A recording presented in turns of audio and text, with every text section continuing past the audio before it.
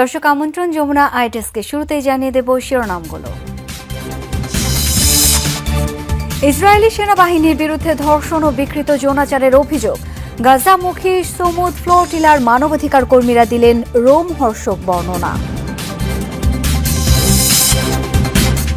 Green card পেতে যুক্তরাষ্ট্রের নতুন কড়াকড়ি। আবেদনের জন্য মাতৃভূমিতে ফিরতে হবে অস্থায়ী বসবাসকারীদের। বিপাকে পড়বেন বিদেশি শিক্ষার্থী ও কর্মীরা। ১.৫ দশকের মধ্যে সবচেয়ে ভয়াবহ কয়লা খনি দুর্ঘটনার শিকার চীন। শানসি প্রদেশে খনিতে বিস্ফোরণে নিহত ৯০, নিখোঁজ অনেকে।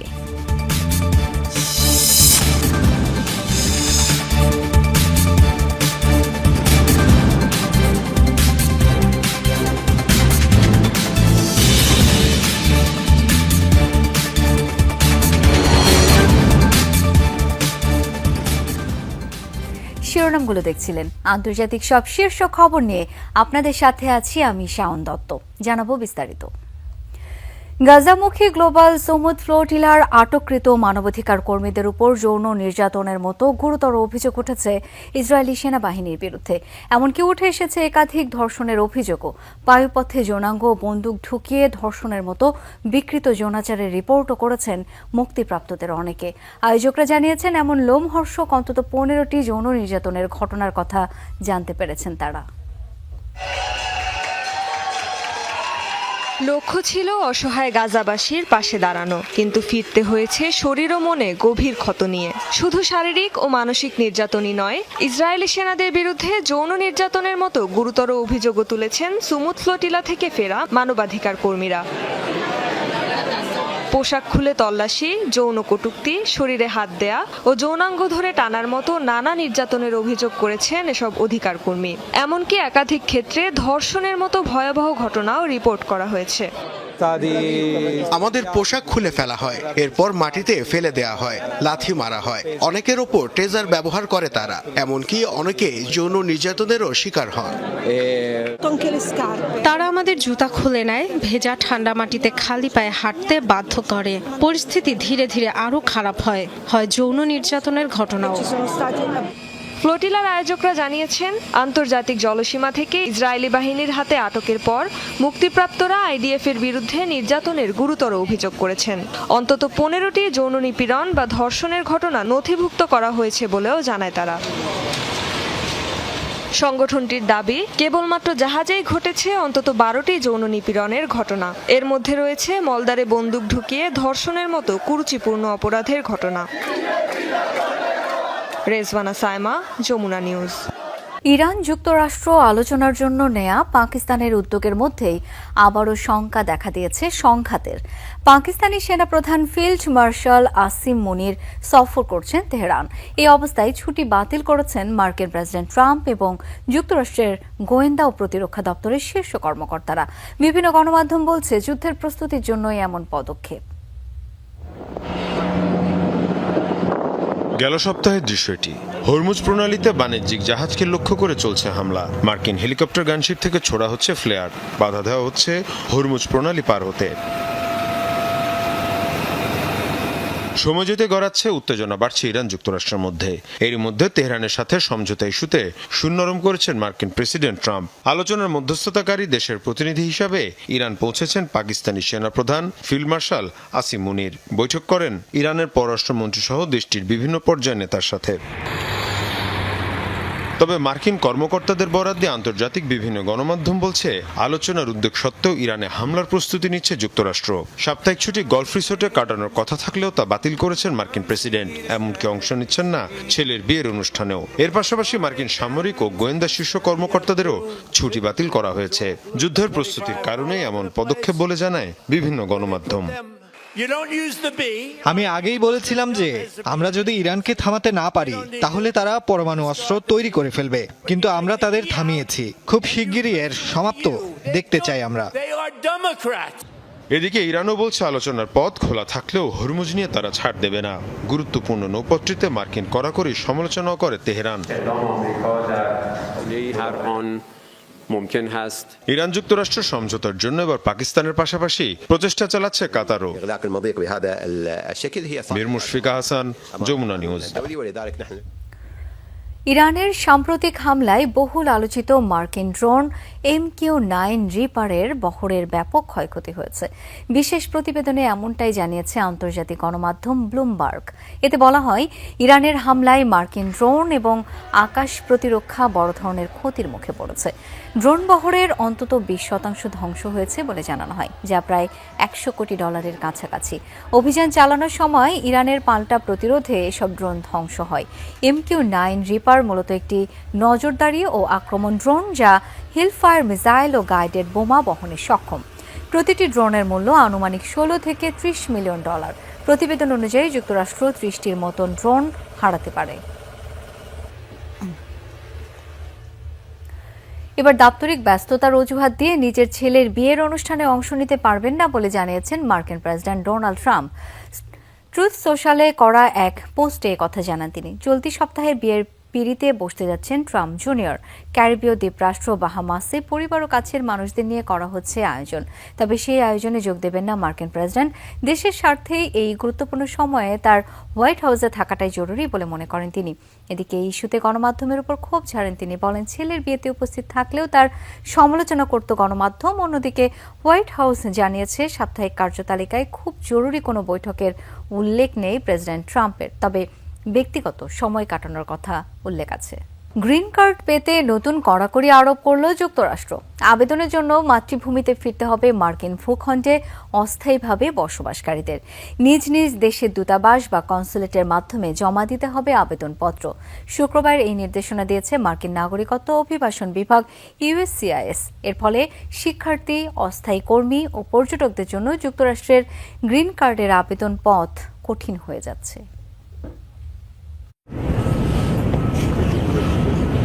যুক্তরাষ্ট্রে অস্থায়ীভাবে বসবাসকারীদের জন্য বড় ধাক্কা। অভিবাসী নীতিমালায় আবারও নতুন বিধি যুক্ত করল ট্রাম্প প্রশাসন। যে কোনোভাবে স্বপ্নের দেশে প্রবেশ করে স্থায়ী বসবাসের আবেদনের বহুল ব্যবহৃত পথটি এখন প্রায় বন্ধ। যুক্তরাষ্ট্রের নাগরিকত্ব ও অভিবাসন বিভাগ USCIS এর নতুন নির্দেশনা, দেশটিতে সাময়িক ভিসাপ্রাপ্তদের কেউ গ্রিন কার্ড চাইলে তাকে আগে নিজ দেশে ফিরতে হবে। সেখান থেকে মার্কিন দূতাবাস বা কনসুলেটের মাধ্যমে করতে হবে আবেদন। অর্থাৎ আগে যেভাবে বিদেশি ছাত্র, পর্যটক বা অস্থায়ী কর্মীরা যুক্তরাষ্ট্রে অবস্থান করেই অ্যাডজাস্টমেন্ট অফ স্ট্যাটাস প্রক্রিয়ায় গ্রিন কার্ডের আবেদন করতে পারতেন, সেটি আর সম্ভব হচ্ছে না। কেবল ব্যতিক্রমী কিছু পরিস্থিতিতে দেয়া হবে অ্যাডজাস্টমেন্ট অফ স্ট্যাটাস সুবিধা। এখন থেকে অস্থায়ীভাবে বসবাসকারী বিদেশিরা গ্রিন কার্ড চাইলে তাদের নিজ দেশে ফিরতে হবে আবেদনের জন্য। এটাই আইনের মূল উদ্দেশ্য। কেবল বিশেষ পরিস্থিতিতে এই নিয়মের ব্যতিক্রম থাকবে। ট্রাম্প প্রশাসন বলছে, অবৈধ অভিবাসন ঠেকানো এবং ইমিগ্রেশন ব্যবস্থাকে আইনের মূল উদ্দেশ্যে ফিরিয়ে নেয়াই তাদের লক্ষ্য। দাবি, এতে তথাকথিত লুপ হোল বা আইনের ফাঁকফোকরের সুযোগ নেয়ার প্রবণতা কমবে। বর্তমানে যুক্তরাষ্ট্রে 10 লাখেরও বেশি গ্রিন কার্ড আবেদন ঝুলে আছে। সেগুলোর কি ব্যবস্থা হবে তা জানা যায়নি। নতুন বিধি কার্যকর হলে কনসুলার প্রক্রিয়ায় দীর্ঘসূত্রতা দেখা দেবে বলে মনে করছেন বিশ্লেষকরা। সব মিলিয়ে স্বপ্নের আমেরিকায় স্থায়ী নাগরিকত্বের সুযোগ আরও দুরূহ হল। Dorothy Tasrin, Jamuna news. 1.5 দশকের মধ্যে সবচেয়ে ভয়াবহ কয়লা খনি বিস্ফোরণের সাক্ষী হল চীন। দেশটির শানসি প্রদেশের এই দুর্ঘটনায় প্রাণ গেছে কমপক্ষে 90 জনের। খনির গভীরে অবস্থিত গ্যাসের বিস্ফোরণ দুর্ঘটনার কারণ বলে প্রাথমিকভাবে জানিয়েছে কর্তৃপক্ষ। গুরুতর আহত কমপক্ষে 123 জনকে উদ্ধারের পর পাঠানো হয়েছে হাসপাতালে। এখনও নিখোঁজ অন্তত 8 জন। খবর পেয়ে উদ্ধার কাজে যোগ দেন ফায়ার সার্ভিস ও জরুরি বিভাগের অন্তত 750 কর্মী। চীনের শানসি প্রদেশের ভূগর্ভস্থ কয়লা খনিটিতে অন্যান্য দিনের মতোই কাজ করছিল প্রায় 250 শ্রমিক। শুক্রবার সন্ধ্যায় হঠাৎ বিকট শব্দে আকস্মিক বিস্ফোরণ। 1.5 দশকের মধ্যে সবচেয়ে ভয়াবহ কয়লা খনি বিস্ফোরণে কেঁপে উঠল চীনের শানসি প্রদেশ। ছিংইউয়ান কাউন্টিতে অবস্থিত লিউশেনইউ কয়লা খনি মুহূর্তেই পরিণত হয় ধ্বংসস্তূপে। খবর পেয়েই দ্রুত উদ্ধার অভিযানে যোগ দেয় প্রায় 750 ফায়ার সার্ভিস ও জরুরি বিভাগের কর্মী।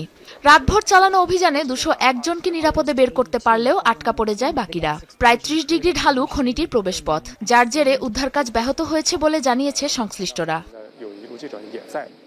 খনির গভীরে নিখোঁজদের খুঁজে বের করা ও আহতদের দ্রুততম সময়ে হাসপাতালে পৌঁছাতে এখনও চলছে ব্যাপক তোড়জোড়। দুর্ঘটনাটিকে সর্বোচ্চ গুরুত্ব দেওয়ার নির্দেশ দিয়েছেন চীনের প্রেসিডেন্ট শি জিনপিং। এ ঘটনায় দোষীদের আইনের আওতায় আনার কথাও জানান তিনি। দুর্ঘটনাটি গুরুত্বের সাথে বিবেচনার নির্দেশ দিয়েছেন প্রেসিডেন্ট শি জিনপিং। বিপুল সংখ্যক আহতের চিকিৎসায় সর্বাত্মক প্রচেষ্টা চালানোর পাশাপাশি যথাযথ অনুসন্ধান, উদ্ধার অভিযান ও দুর্ঘটনা পরবর্তী পরিস্থিতি সঠিকভাবে মোকাবেলা করার নির্দেশনা দেওয়া হয়েছে। প্রাথমিকভাবে স্থানীয় প্রশাসনের ধারণা গ্যাস বিস্ফোরণের কারণে হয়েছে দুর্ঘটনা। তবে এই বিস্ফোরণের প্রকৃত কারণ এখনো জানা যায়নি। অনুসন্ধানে শুরু হয়েছে তদন্ত। কঠোর আইনি বিধিনিষেধ এবং নিরাপদ কর্মপরিবেশ নিশ্চিত করতে গত কয়েক দশক ধরেই নানা পদক্ষেপ নিচ্ছে চীনা সরকার। দেশটির দাবি, এসব উদ্যোগে খনিতে গ্যাস বিস্ফোরণ কিংবা প্রাকৃতিক দুর্যোগে প্রাণহানির হার উল্লেখযোগ্যভাবে কমেছে। এর আগে সবশেষ 2009 সালে কয়লা খনি বিস্ফোরণে 108 জনের মৃত্যু হয়েছিল। সাবরিনা নুসরাত, যমুনা নিউজ। ঈদুল আজহার আগে ভারতের বিভিন্ন রাজ্যে গরু কোরবানিতে নিষেধাজ্ঞার জেরে ব্যতিক্রমী অবস্থান নিয়েছেন দেশটির মুসলিম সম্প্রদায়ের অনেকে। গরুকে ভারতের জাতীয় পশু ঘোষণার পক্ষে সরব হয়েছেন অনেক মুসলিম নেতা।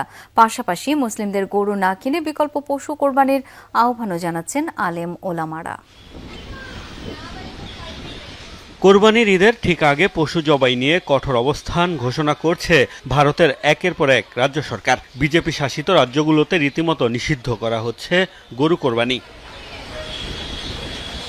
দক্ষিণ এশিয়ায় কোরবানির পশু হিসেবে সবচেয়ে বেশি জনপ্রিয় গরু। সেই গরু জবাইয়ে যখন নিষেধাজ্ঞা আসছে, তখন কি ভাবছে ভারতীয় মুসলিমরা?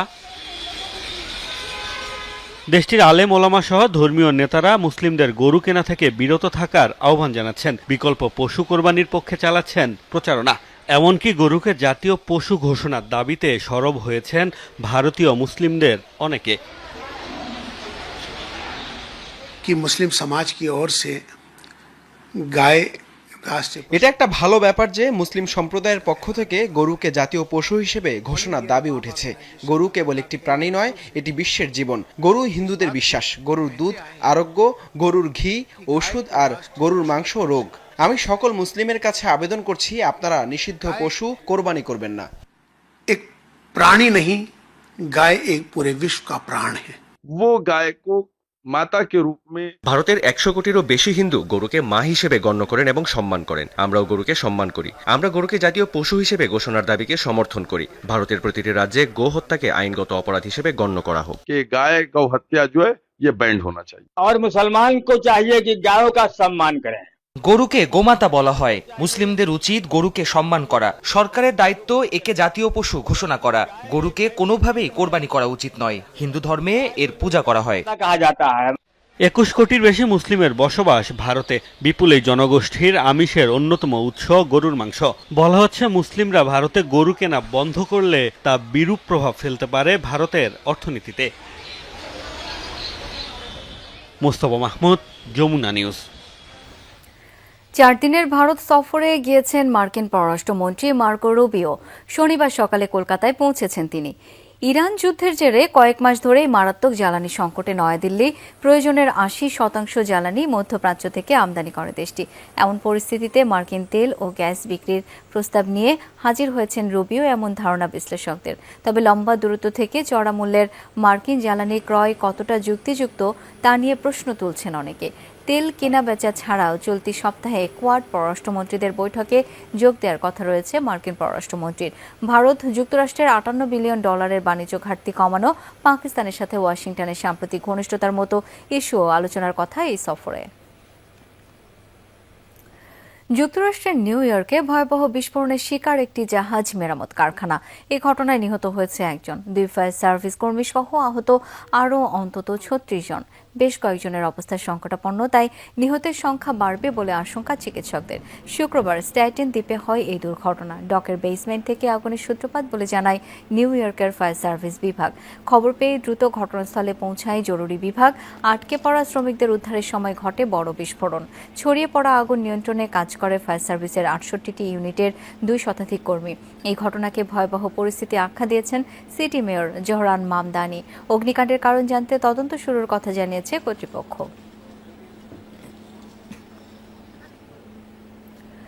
রাশিয়ার একটি ছাত্রাবাসে ইউক্রেনের ড্রোন হামলার দাঁতভাঙা জবাবের হুঁশিয়ারি দিয়েছেন প্রেসিডেন্ট ভ্লাদিমির পুতিন। শুক্রবার রাতে দনেৎস্ক লুহানস্ক অঞ্চলের স্টারোবেলস্ক শহরের একটি ছাত্রাবাসে ড্রোন হামলা চালায় ইউক্রেন, যাতে অন্তত 6 জন নিহত এবং 39 জন আহত হয়েছে। আরও 15 জন নিখোঁজ রয়েছে বলে দাবি মস্কোর। এ ঘটনায় ক্ষোভ জানিয়েছেন রুশ প্রেসিডেন্ট ভ্লাদিমির পুতিন। তিনি বলেন, ওই হামলায় 16টি ড্রোন ব্যবহার করা হয়েছে। ওই এলাকায় কোনো সামরিক স্থাপনা ছিল না বলেও জানান তিনি। এর জবাবে প্রতিশোধমূলক পদক্ষেপ নেওয়ার নির্দেশ দিয়েছেন পুতিন। কোনো সমঝোতা ছাড়াই শেষ হলো জাতিসংঘের পারমাণবিক অস্ত্র বিস্তার রোধ চুক্তি এনপিটি এর পর্যালোচনা সম্মেলন। শুক্রবার শেষ হয় 4 সপ্তাহব্যাপী চলা এই কনফারেন্স। মূলত ইরানের পরমাণু কর্মসূচি নিয়ে যুক্তরাষ্ট্রের সাথে বিরোধের জেরেই আসেনি কোনো সিদ্ধান্ত। সম্মেলন শুরুর পর থেকেই তীব্র বাদ বিতণ্ডায় জড়ান দুপক্ষের নেতারা। সম্মেলনের সভাপতি ও ভিয়েতনামের জাতিসংঘ দূত দো হোং ভিয়েত জানান, 191 সদস্য দেশের মধ্যে হয়নি কোনো ধরনের সমঝোতা, এমনকি আপোষের মাধ্যমে হয়নি কোনো ধরনের চুক্তি। তবে কোন দেশ বাধা দিয়েছে তা জানাননি দো হোং ভিয়েত। এই নিয়ে টানা তৃতীয়বারের মতো কোনো ফল ছাড়াই শেষ হলো এনপিটি পর্যালোচনা সম্মেলন। আফ্রিকার দেশ কঙ্গোতে ছড়িয়ে পড়া ইবোলা প্রাদুর্ভাবের ঝুঁকি উচ্চ থেকে বেড়ে অতি উচ্চ পর্যায়ে পৌঁছেছে বলে জানিয়েছে বিশ্ব স্বাস্থ্য সংস্থা।